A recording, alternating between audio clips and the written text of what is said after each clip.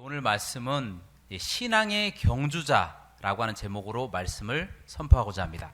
따라 하시도록 하겠습니다. 신앙의 경주자. 오늘 본문 말씀에 보면 사도 바울이 경계하는 자에 대해서 이야기를 하면서 본인이 하나님께서 불러주신 선수로, 신앙의 선수, 또 신앙의 또 경기자로, 선발주자로 선택받았다라고 이야기합니다. 운동선수도 자신의 경력과 이력이 있죠. 이 바울도 그의 이력이 있는데요, 굉장히 화려합니다. 바울은요, 날 때부터 로마 시민권자였습니다. 본래 로마 시민권이라고 하는 것은 로마의 군사적인 어떤 공적을 세운다든지 아니면 돈을 많이 들여서 취득할 수 있었기에 대부분의 사람들이 로마 시민권을 얻지 못했다라는 겁니다. 그런데 이 로마 시민권을 왜 그렇게 얻고자 했냐? 아무리 악독한 짓을 하여도 로마 황제의 판결이 있기까지는 그 사람이 형벌을 받지도 않고 또 감옥에 갇히지도 않았다라는 겁니다. 이와 같은 특권을 가지고 있어서 프리패스예요.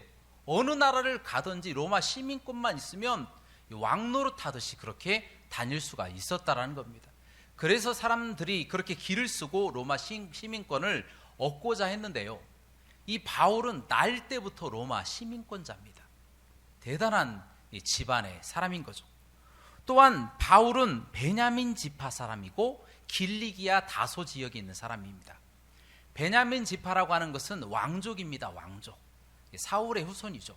왕족을 의미하는 것이고, 또 길리기아 다소라고 하는 것은 헬라의 영향권 안에 있어서 헬라의 모든 좋은 이 헬레니즘 이 문화를 다 누리고 그 혜택을 받고 또 그 문화 가운데 부유하고 풍족하게 살았다라는 것을 의미하고 있다라는 겁니다.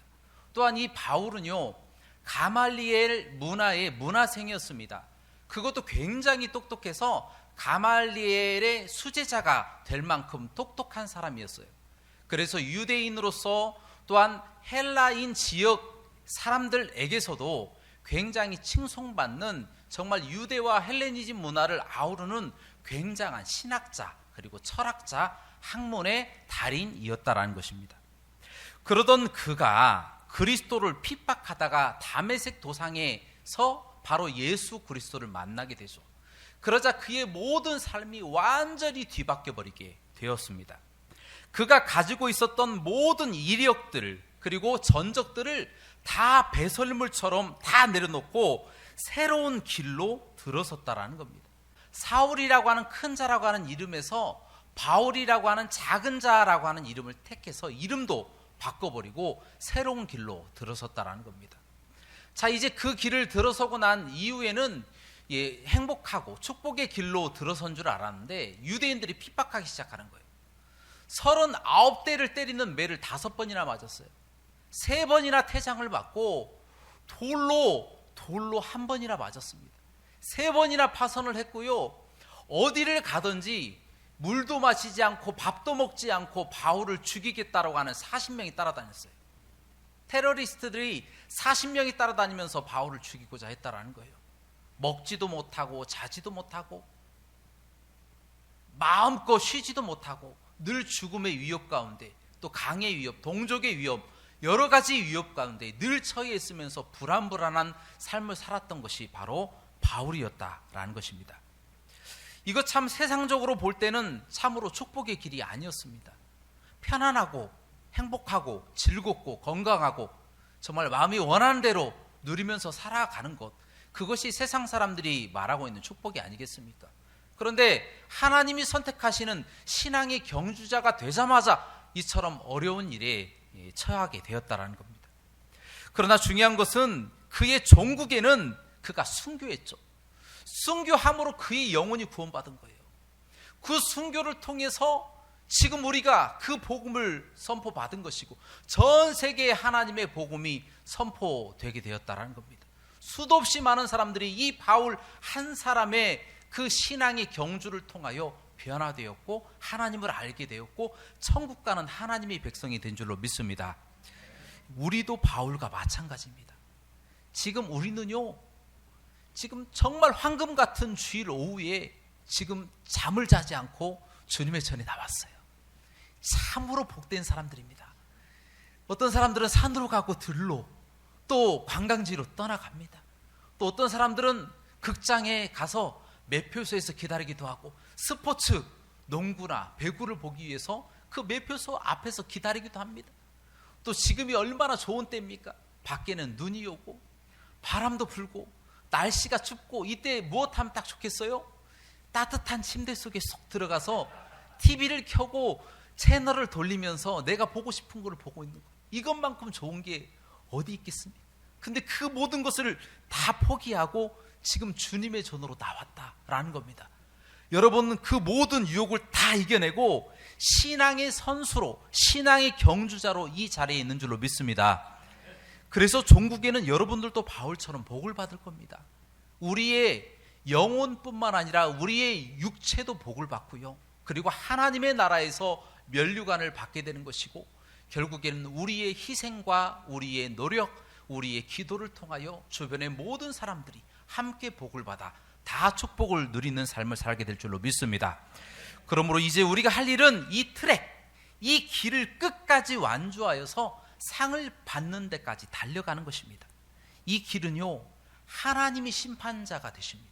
심판이 되셔서 아주 공정하게 우리의 마음과 우리의 행사를 지켜보시고 주관하신다라는 것입니다. 성령님은요, 우리의 코치가 되셔서 우리를 끝까지 올바른 길로 인도하십니다. 이렇게 가야 돼, 오른쪽으로 가야 돼, 왼쪽으로 가야 돼, 자 지금은 직진이야, 달려야 돼, 뛰어야 돼, 심장에 호흡을 더 크게, 심장을 더 크게 뛰어야 돼 라고 계속해서 성령 하나님께서 우리에게 말씀하신다라는 겁니다. 하지만요, 안타까운 것은 이 마귀가 우리의 경제를, 우리 경주를 방해할 수 있을 만큼 최대한 장애를 두고 방해한다라는 것입니다. 우리가 달려가려고 하면 못 달려가게 허들을 세우고요, 또 우리가 뛰려고 하면 호흡하지 못하게 만든다라는 것입니다. 그러므로 우리는 이 마귀의 괴계를 물리치고 이를 악물고 하나님 앞에서 정직하고 성령님의 인도를 따르며 하나님이 주시는 그 상을 받기까지 끝까지 달려가시는 저와 여러분들 되시기를 주님의 이름으로 축원합니다. 자, 두 번째로 따라 하시도록 하겠습니다. 신앙의 경주자는 법대로 경주해야 합니다. 성경에서 죄를 히브리어로 하타라고 합니다. 이 하타라고 하는 뜻은 화살이 관역을 향해서 날아갔지만 관역을 빗나갔다라고 하는 뜻을 갖고 있습니다. 올바른 길로 가야 한다는데 곁길로 새버린 것이죠. 이 신앙의 경주도 마찬가지입니다. 중간에요, 법대로 경기하지 아니하면 탈락입니다. 경주에서 승리하지 못한다라는 것입니다. 구체적으로 법대로 경주하는 것이 무엇인지 오늘 말씀을 통하여 무엇이라고 이야기하고 있습니까? 오늘 말씀은요, 하나님의 말씀을 따라 절제하는 것이 하나님의 법대로 살아가는 것이다 라고 이야기하고 있습니다. 고린도전서 9장 25절에 이렇게 이야기하고 있죠. 이기기를 다투는 자마다 모든 일에 절제하나니 그들은 썩을 승리자의 관을 얻고자 하되 우리는 썩지 아니할 것을 얻고자 하노라. 아멘. 그렇습니다. 이 절제야말로 법대로 경기하는 것입니다. 오늘 본문 말씀에서 사도 바울은 자신이 복음의 경주를 하고 있다라고 이야기합니다. 그때에 그냥 자기 마음대로 하고 있다 그렇게 이야기하고 있습니까? 그것이 아니라 하나님의 법대로, 그 법이 무엇이냐? 절제하는 것이다. 내가 절제함으로 하나님의 법을 지키고 끝까지 그 길을 달려갔다라고 지금 사도 바울이 이야기하고 있다라는 겁니다. 우리 고린도전서 9장 19절 말씀을 한번 보도록 하겠습니다. 고린도전서 19장 화면을 한번 보시고 다 같이 봉독하도록 하겠습니다. 시작. 내가 모든 사람에게서 자유로우나 스스로 모든 사람에게 종이 된 것은 더 많은 사람을 얻고자 함이라. 아멘. 바울은요, 로마 시민권자였어요. 베냐민 지파 왕족이었습니다. 가말리엘의 문화생이었고 또한 길리기아 다소의 헬라의 모든 혜택과 문화를 다 누리고 권리를 갖고 있는 사람이었어요. 하지만 이 바울은 자신의 권리를 쓰지 않습니다. 자기가 죄인 괴수라고 이야기하고 다니고 코를 땅바닥에 둘 정도로 이방인들을 섬깁니다. 섬기면서 어떻게 하든지 자신의 섬김을 통하여, 자신의 권리를 쓰지 않음을 통하여 절제함으로 한 명이라도 더 구원하기 위해서 고군분투하며 달려갔다라는 것입니다. 그것이 바로 절제하는 모습 중에 첫 번째 모습이다라는 겁니다. 자, 두 번째로 20절입니다. 다 같이 읽어보도록 하겠습니다. 시작. 유대인들에게 내가 유대인과 같이 된 것은 유대인들을 얻고자 함이요 율법 아래에 있는 자들에게는 내가 율법 아래에 있지 아니하나 율법 아래에 있는 자같이 된 것은 율법 아래에 있는 자들을 얻고자 함이요. 아멘. 여기에서 나와 있는 유대인들은요, 바울을 호시탐탐 어떻게 하면 올무를 걸어서 죽이겠다라고 하는 그런 나쁜 사람들입니다. 그런데 바울은요, 율법 아래에 있지 않은 사람이에요. 정말 유대인들이 했던 이야기처럼 바울은 자유자였습니다. 율법이 아니라 그리스도로 인해서 자유하는 하나님의 사람이었습니다. 그런데도 불구하고 바울은 스스로를 율법의 대표자, 바리새인 중에 바리새인이라고 그들에게 이야기합니다. 율법을 잘 지켰다라는 얘기예요. 엄격한 신앙생활을 스스로 감당한 거예요. 그 율법을 특별히 지킬 필요가 없어요. 그런데도 불구하고 그 율법을 그토록 붙잡고 지켰던 이유가 무엇이겠습니까? 유대인 한 명이라도 붙잡아서 한 명이라도 더 전도하려고 자기 자신을 엄격하게 신앙의 그 엄격함으로 다스렸다라는 겁니다. 그것을 통하여 한 사람이라도 더 전도하기 위한 바울의 절제, 두 번째 절제였다라는 것입니다. 자, 세 번째로 21절 말씀을 다 같이 봉독하도록 하겠습니다. 시작. 율법 없는 자에게는 내가 하나님께는 율법 없는 자가 아니요 도리어 그리스도의 율법 아래에 있는 자이나 율법 없는 자와 같이 된 것은 율법 없는 자들을 얻고자 함이라. 아멘. 바울 자신이 유대인입니다. 유대인들은 본래 이방인들과 함께 밥도 먹으면 안 돼요. 그 집에 들어가서도 안 되고요. 함께 어울리고 함께 같은 일을 해서도 안 됩니다. 그러나 바울은 유대인으로서 바리새인 중에 바리새인이지만 그가 유대인으로서 이방인 한 사람이라도 더 전도하기 위해서 그들과 같이 밥을 먹습니다. 그들과 같이 이야기하고요. 심지어 그들의 집에 들어가서 잡니다. 그리고 함께 장막 깁는 일을 하면서 그들과 함께 어울립니다. 바울이 그렇게 한 이유가 무엇이겠습니까? 사람들에게 비난당하고 이 자칫 잘못하면 유대인들이 와서 돌로 칠 수도 있는 상황인데 끝까지 버팁니다. 무엇 때문에 그렇게 버팁니까? 바로 그 이방인 한 영혼이라도 구원하고자 하는 강력한 열망이 있었기 때문에 스스로를 절제하며 나아갔다라는 것입니다. 바로 이 바울의 세 번째 절제가 이 말씀에 기록되어 있다는 겁니다. 마지막으로 바울의 네 번째 절제입니다. 22절 말씀을 다 같이 봉독하도록 하겠습니다. 시작. 약한 자들에게 내가 약한 자와 같이 된 것은 약한 자들을 얻고자 함이요 내가 여러 사람에게 여러 모습이 된 것은 아무쪼록 몇 사람이라도 구원하고자 함이니. 아멘. 본래 많은 사람들이 자신보다 부족하고 자신보다 지식이 조금 없고 그리고 자신보다 건강이 약하고 조금 세상적으로 환경이 좋지 않은 사람과는 가까이 하려고 하지 않습니다. 그들이 성장하기를 또 원하지 않아요. 자신보다 더 높은 자리에 올라갈까 봐 호시탐탐 조금이라도 그들을 밟고 올라가려고 최선을 다해서 노력한다라는 겁니다. 그러나 바울은요, 오늘 말씀을 통하여 무엇이라고 이야기하고 있습니까? 약한 자에게서 그 약한 모습처럼 자기 스스로도 약하다라고 하는 것을 많이 보여줬다라는 겁니다. 그래서 본인 스스로를 가리켜서 계속 죄인 중에 괴수라고 이야기하고요. 나는 모든 사람보다 약한 사람입니다. 저는 약할 때 강한 사람입니다. 주님이 강하시기 때문에 저는 약하고요. 제가 약할 때 주님이 강해지십니다. 라고 하는 마음으로 늘 약한 사람을 섬겼던 사람이 바울입니다. 끝까지 기다리고 또 기다리고 또 기다리고 다시 기다리고 기도했던 사람이 바울.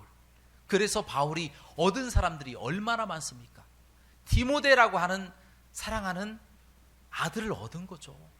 수없이 많은 사람이 이 바울 한 사람 때문에 초반에는 다 하나님의 곁을 떠났지만 다 하나님의 또 말씀으로 다시 돌아와서 바울과 함께 목숨도 아끼지 않고 달려가는 사람이 되었다라는 것입니다.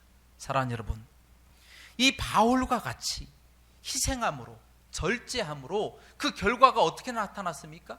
전 세계 사람들에게 복음이 선포되어서 우리도 지금 예수 그리스도를 믿고 구원받은 하나님의 사람들이 되었다라는 겁니다. 이처럼 바울의 헌신과 그 희생, 절제, 그 절제함을 통하여 하나님의 능력이 나타난 줄로 믿습니다. 그런데 한 가지, 만약 신앙의 경주자가 절제하지 않았을 때 나타나는 일이 무엇일까요? 제가 단도직입적으로 말씀드립니다. 사울 왕의 길로 갑니다.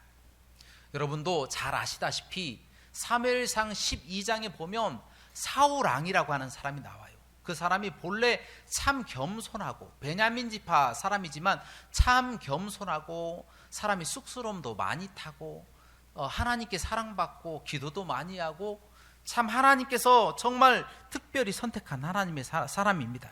신실한 사람이었죠. 키도요, 외모도 굉장히 출중해서 남들보다 한 뼘이나 키가 클 정도로 굉장히 외모도 뛰어난 사람이에요.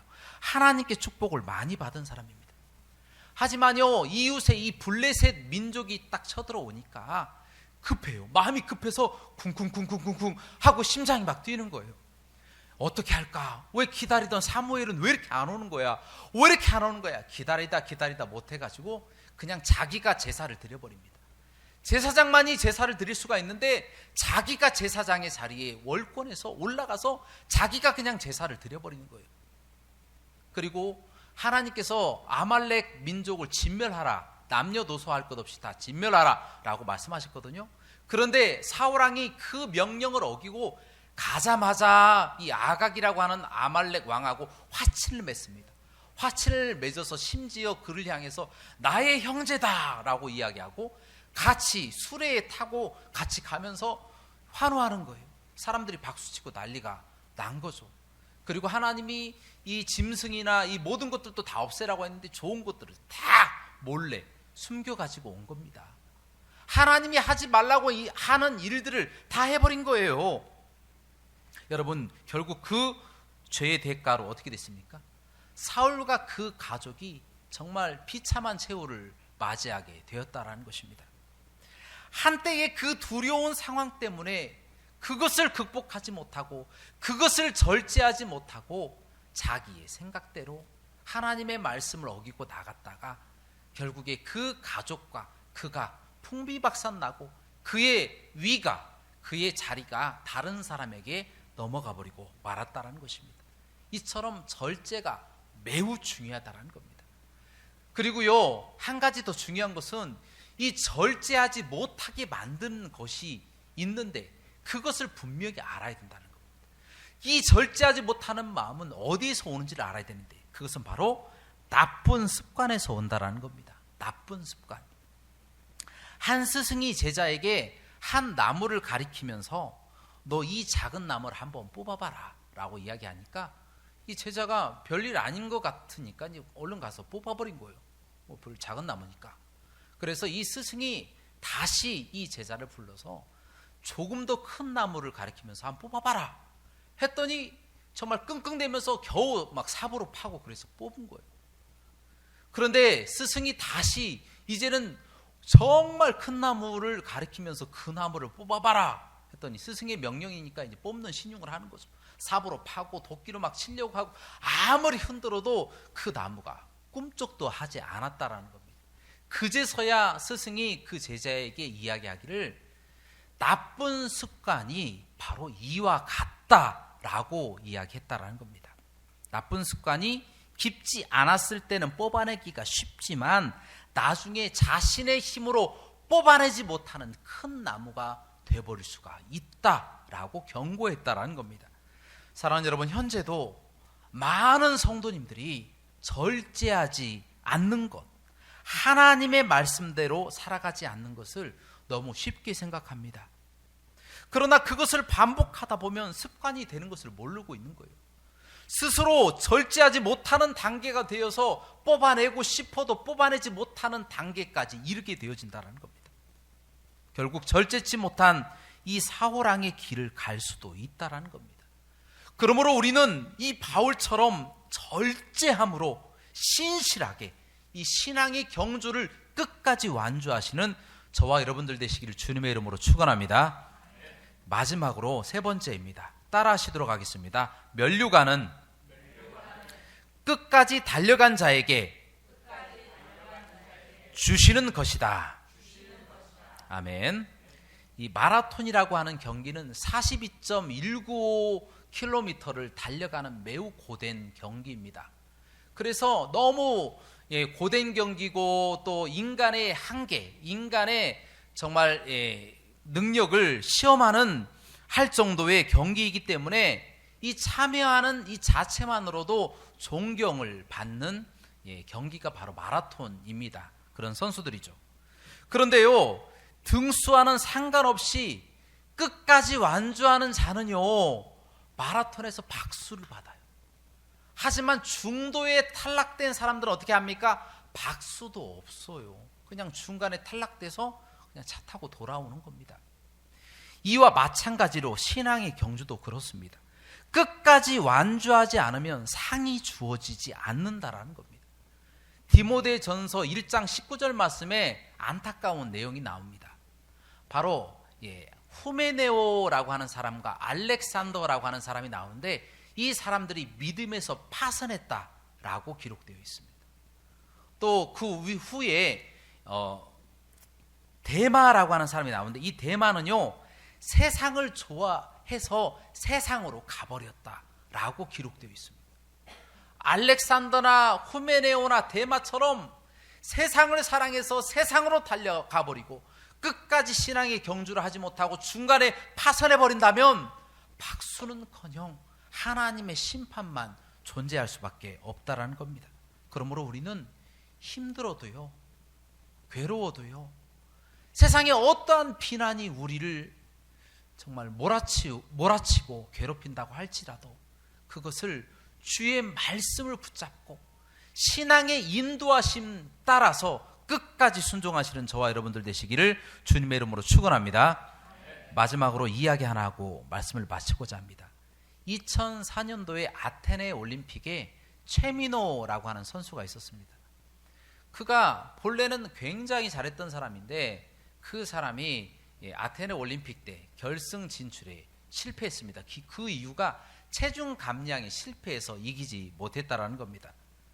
그로부터 4년 뒤 2008년 베이징 올림픽에서 그는 당당하게 금메달을 목에 걸었습니다. 그러나 이렇게 값진 금메달 뒤에는 4년 동안 흘렸던 피와 땀의 비하인드 스토리가 있습니다. 그는요, 다른 선수들이 선수촌에서 빨리 집으로 돌아갈 때 혼자 매트와 씨름하며 자기와의 싸움을 해왔다라는 겁니다. 정말 남들이 조금이라도 쉴 때 본인은 물도 먹지 않고 밥도 먹지 않고 체중 감량을 하고 또 피와 땀의 그 노력과 훈련과 고된 여러 가지 과정을 다 겪고 왔다라는 겁니다. 그 결과 어떻게 됐습니까? 그 결과 모든 경기에서 한판 승으로 다 이겨버리고 2008년도 이 베이징 올림픽 때 금메달을 당당히 목에 걸었다라는 것입니다. 그리고 그가 금메달을 따고 난 뒤에 이렇게 글을 썼습니다. 정말 훈련 때에는 죽을 것만 같은 고통으로 하루하루를 눈물로 보냈다. 하지만 그 눈물이 나에겐 너무나 행복한 순간이었다. 정말 후회 없이 운동했다 라고 기록했다고 합니다. 사랑하는 여러분, 우리는 하나님의 말씀 안에서 저 천국을 향해 날아가는 화살과 같습니다. 바람의 영향도 있고요, 중간에 바람의 영향으로 떨어질 수도 있습니다. 짐승이 가로막을 수도 있습니다. 하지만 우리가 분명한 목표를 향하여 화살처럼 관역을 향하여 날아갈 때에 성령 하나님께서 그 화살의 끝을 붙잡고 하나님의 그 황금 관역, 그 관역을 향하여 정확하게 관통하게 하실 줄로 믿습니다.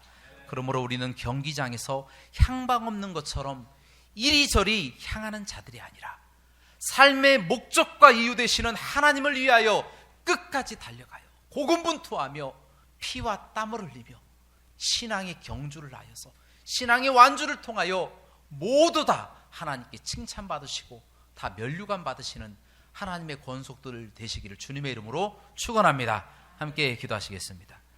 사랑과 은혜가 풍성하시고 자비로우신 하나님께서 저희를 너무나도 극진히 사랑하셔서 주님의 전으로 불러주시고 하나님 이와 같은 때에 어려운 시기에 코로나 바이러스에 하나님 날씨도 좋지 않고 하나님 여러 가지 환경에 또 몸에 또 지장을 받지 않고 주님의 전에 나왔습니다.